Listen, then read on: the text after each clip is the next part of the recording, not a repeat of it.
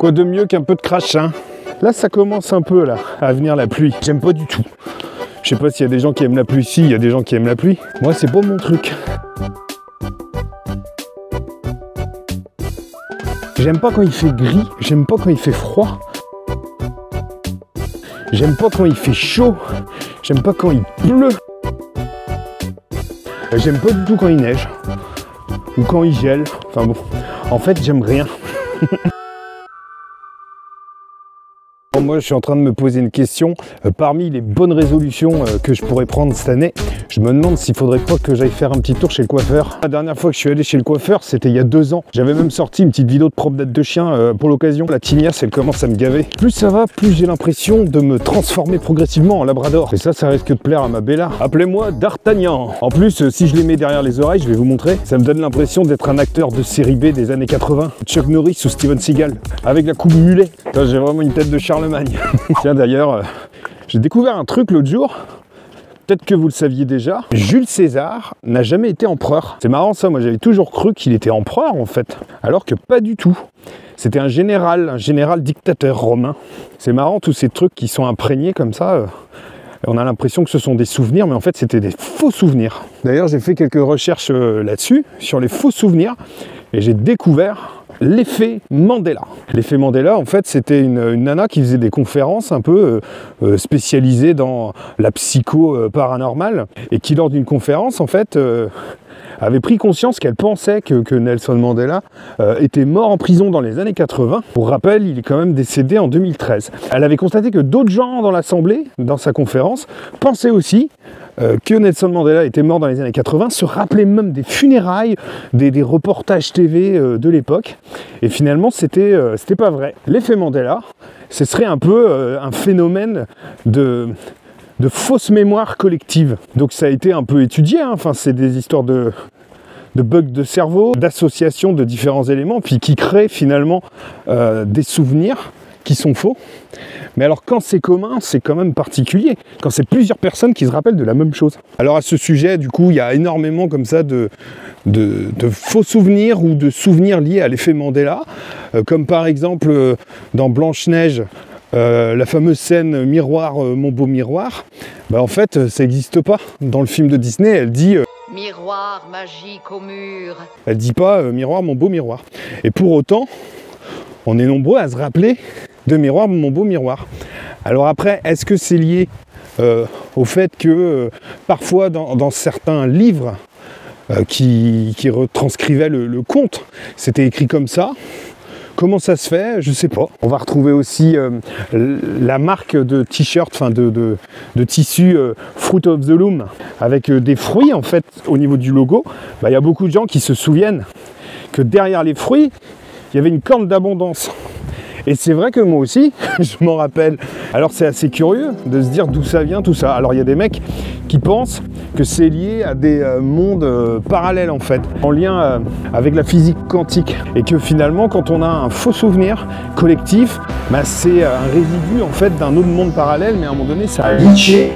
Et ça s'est croisé, et c'est pour ça qu'on se rappelle de trucs comme ça. Si vraiment ça touchait des événements historiques, je pourrais me poser la question, comment ça se fait qu'il puisse y avoir des erreurs comme ça dans la manière dont j'ai appris ou qu'on m'a raconté l'histoire. Mais là, ça va toucher la pub Kit Kat, ou le personnage de Mickey qui va avoir des bretelles, le logo de Monopoly avec le monsieur à moustache, où plusieurs personnes se rappellent qu'il avait un monocle, et que finalement il n'a jamais eu de monocle.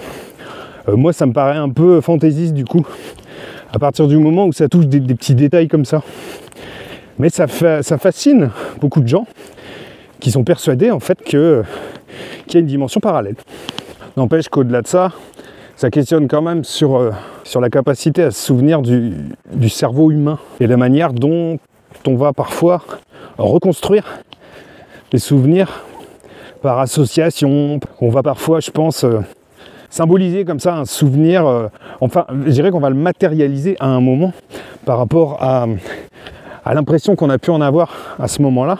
C'est qu'une manière de représenter ce qui a été vécu et qui apparaît comme image dans la tête, comme un souvenir, alors que non en fait. Ça veut peut-être pas dire que le fond était faux, que la base était erronée, mais que peut-être que tel qu'on s'en rappelle, c'est pas tout à fait comme ça que ça s'est passé. La scène s'est réellement passée, mais par contre le souvenir c'est un traitement qui en a été fait par le cerveau en fonction de ce qui fait écho à ce moment-là. Un souvenir c'est comme une interprétation artistique de quelque chose à un moment donné du réel qui s'est connecté à notre intériorité, à l'émotionnel. Du coup, si je retiens cette idée-là et qu'à laquelle je rajoute le fait qu'il y ait des biais d'interprétation parfois, déjà chez tous les humains, des biais cognitifs, mais aussi en lien avec le rapport au monde des personnes TSA, ça commence à me faire flipper parce que j'en arriverai à me dire que si ça se trouve, tout ce que j'ai vécu, c'était une grande illusion. D'ailleurs, je pense que c'est valable pour n'importe qui en fait, t'as même pas besoin d'être TSA pour ça. Moi j'ai tendance à penser qu'avec le temps, le cerveau fait le tri et puis te permet en fait de mettre à la poubelle certains souvenirs qui ne servent plus à rien. Et pourtant, j'aime bien mettre en avant que j'ai une bonne mémoire. Et c'est plutôt juste que j'ai une bonne mémoire.